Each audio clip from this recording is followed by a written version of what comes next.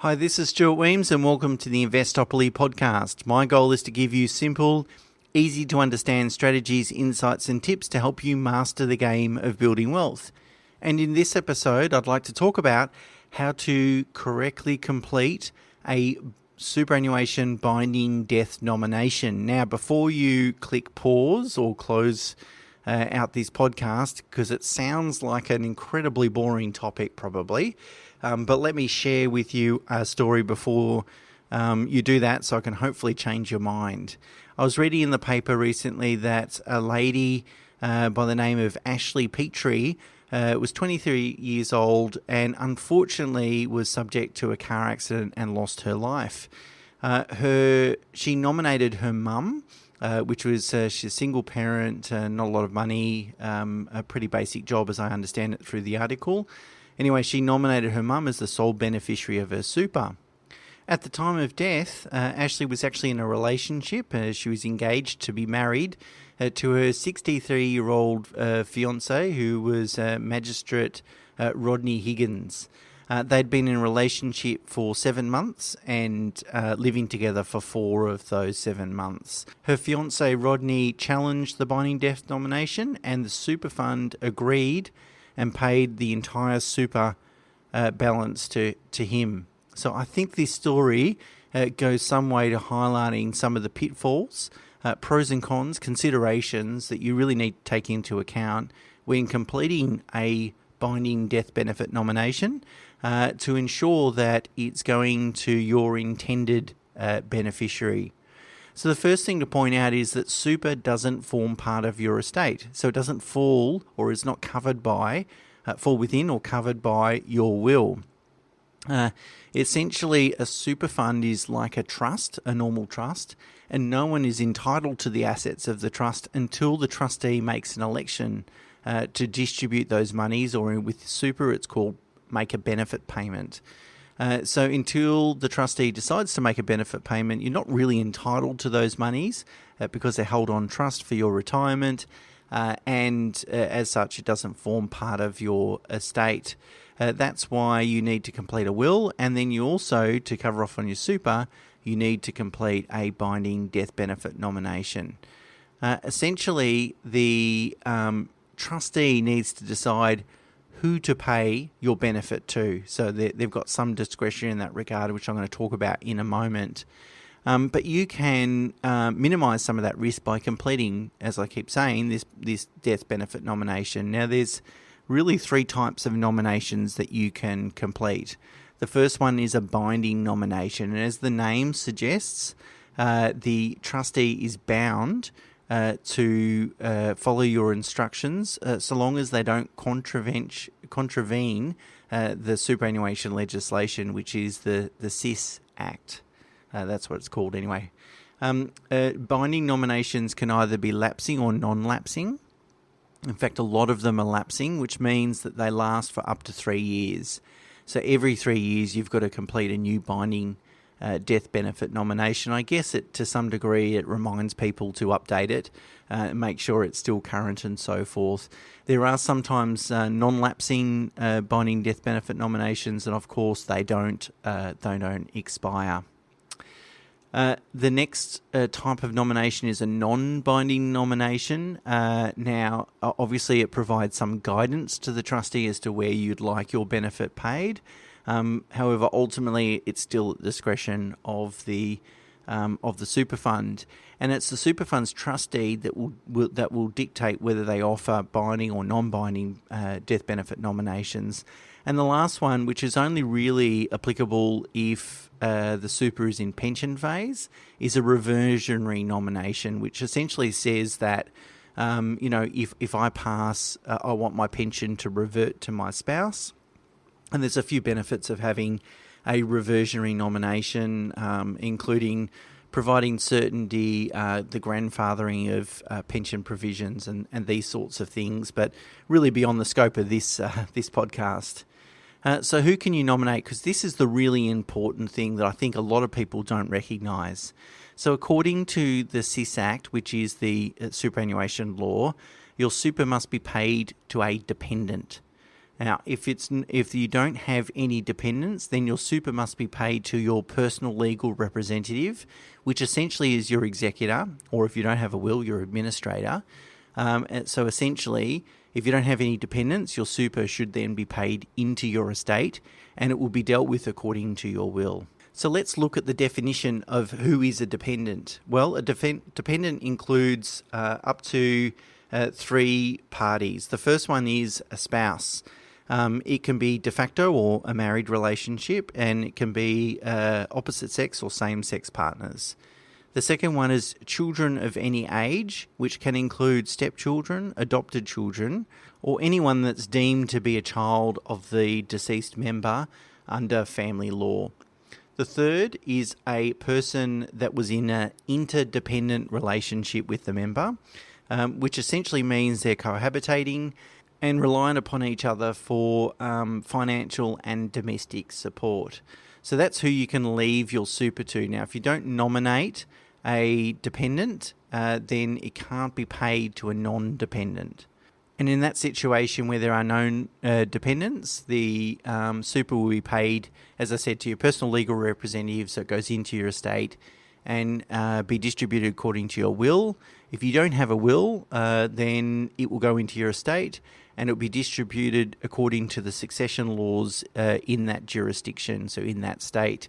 And those succession laws set out, depending on circumstances, if you have a spouse or if you have children or if you have parents, how and what sort of split or share of the monies go to each of those people. So clearly having a valid will, a valid and current will, means that you don't your estate's not going to be subjected to those succession laws, which may or may not be in line with what you expect or desire. So who should you nominate in your super death benefit nomination? So what's the right answer? Well, if a super is paid to a dependent, then it's received tax-free, so there's no tax associated with it. But interestingly, it has to be a dependent per the definition in the Tax Act rather than the super legislation, so the SIS Act. So this is where it becomes confusing. So you might have to meet the definition of dependent in order to receive the super benefit. But in terms of whether there's any tax or not, you have to fulfill the definition of a dependent under the Tax Act. And so according to tax law, a dependent is either defined as a current or former spouse. So there you go. You can save a bit of money by leaving your super to your former spouse if that's what excites you. A child, but they have to be under the age of 18. And again, anyone in a interdependent relationship or a person that was financially dependent on the deceased at death. So I guess if you can prove financial dependence, then you can be treated as such under the tax legislation. And the big differential here, I guess, is in super, a dependent is a child at any age.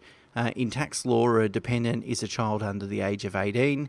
And I guess those that are listening that have adult children still living at home might probably disagree with that. So really, to avoid your super benefit being taxed, we typically advise our clients to nominate their spouse as the full beneficiary of their super, and that way that there's virtually no chance of any tax being taken out. Now, if you nominate a child as part of your super benefit nomination, just be careful that they're not approaching the age of 18, because if they are, then their benefits are going to be taxed. So how are benefits taxed? In the event they're not paid to a beneficiary, I think it's worthwhile having a discussion about how much tax is payable. Well, it really depends on the components of your super balance. And there's up to sort of 3 components, if you like, and it's a little bit confusing, so bear with me. There's a tax-free component, there's a taxable taxed element, and then there's a taxable untaxed element. So they're the 3 components. The tax-free component is really as a result typically of making non-concessional or after-tax contributions. That doesn't attract any tax. The taxable taxed element is really typically accumulates as a result of making concessional or employer contributions, and that's taxed at a flat rate of 15%. And then there's a taxable untaxed element, which is really where the super fund hasn't paid any income tax on income or earnings, and that element is taxed at 30%. That untaxed element, the last one, tends to be a small proportion of anyone's balance. So really circa 15% tax on a death benefit, plus or minus 5 or so percent. So of course, avoiding that tax and nominating a dependent as defined in the Tax Act means that you avoid any taxation consequences. So hopefully by now you can understand what Ashleigh Petrie, the example I gave you at the beginning of the podcast, did wrong. Essentially, she nominated her mother, and her mother is not, by definition, under the SIS legislation or, in fact, the tax legislation, a dependent. And the super fund has to pay either the money to a dependent or into her estate, only when there's no dependents identifiable.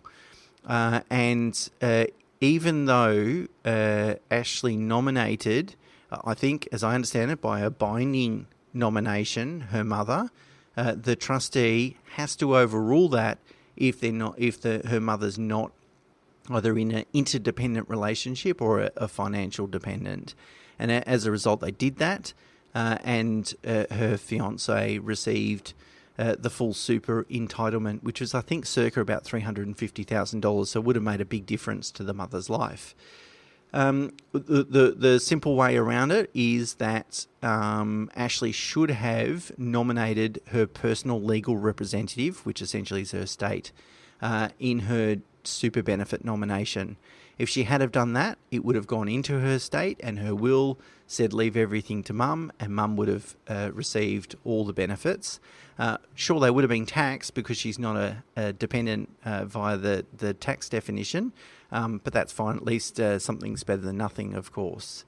So therefore, that's why care should be taken, absolutely care should be taken when completing these nominations, and really getting advice and really thinking through the consequences rather than it just looking like another piece of paper that you need to sign. Now, it's worth mentioning here that self-managed super funds do offer some advantages here with respect to estate planning and death benefit nominations. The first benefit is that binding nominations under a self-managed super fund typically, I mean, every super fund can be different if they want to amend the deed, but typically they're non-lapsing. So it means it gives you more certainty. The other benefit is within a super fund, they don't have to comply with the SIS release rules. Therefore, that means if you nominate a non-dependent and you have a self-managed super fund, the trustee of that super fund can and has to follow that direction. It's only regulated funds, so everything else other than self-managed super funds that are bound to follow the SIS legislation, which means they can't pay to non-financial dependents. So if you have a particular set of circumstances that might create some risk in this regard, then considering having a self-managed super fund is one way to sort of get around it. Now, estate planning seems to be one of those things that the vast majority of Australians just aren't interested in doing, at least doing properly. When I meet a new prospective client, most of them don't have a will. A lot of them don't have current binding death benefit nominations either. Really small, tiny little things that are easy to knock on the head and deal with, that can have far-reaching and unpalatable consequences, can easily be knocked on the head by completing a simple form. You can typically find a binding death benefit nomination form from your super fund's website. Needs to be completed correctly, so be very careful about how you complete it. It typically needs to be witnessed by two adult parties that aren't beneficiaries of your super. And the form typically needs to be mailed into the super fund in order to be registered as a valid and binding nomination. My little job for you this week is to jump online, if you can log into your super fund, Typically, you can find who you have nominated and just check it's correct, check it's valid, and if it needs to be updated, maybe take the opportunity to do that. It literally will only take you a few minutes, maybe not more than an hour. Okay, that's it for me this week. Until next week, bye for now.